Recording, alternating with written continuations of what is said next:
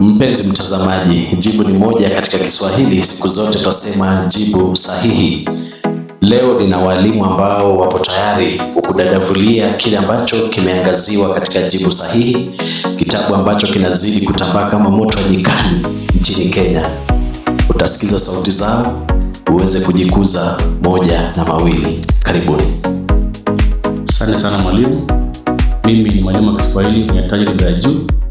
Nimefunza Kiswahili kwa miaka mingi sana. Kwa hivyo siku ya leo na mwalimu hapa Bwana Amunga, mwandishi wa kitabu Jibu Sahihi.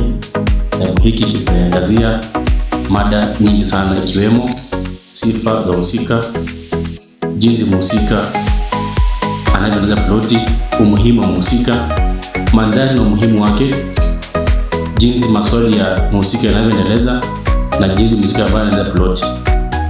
Wahudhi au walimu wote wa Kiswahili, ningeomba wanafunzi wapate jibu sahihi. Asanteni sana. Asante sana Bwana Amunga kwa nakala hii ya jibu sahihi. Mimi binafsi kama mwalimu nimeshukuru kwa nakala, kwa sababu nimeona jinsi ambavyo imesaidia wanafunzi. Jibu sahihi ni nakala ambayo imeshughulikia sehemu mbalimbali katika karatasi ya 3, na sehemu hizo ambazo huwa wapa wanafunzi changamoto. Kwa hivyo jinsi ambavyo nakala hii imeandaliwa kwa njia ya nzuri zaidi, na imeweza kuwapa wanafunzi mwanga na kuweza kuwaelewa masuala mbalimbali na jinsi ya kukabiliana na maswali ambayo yanawapa changamoto.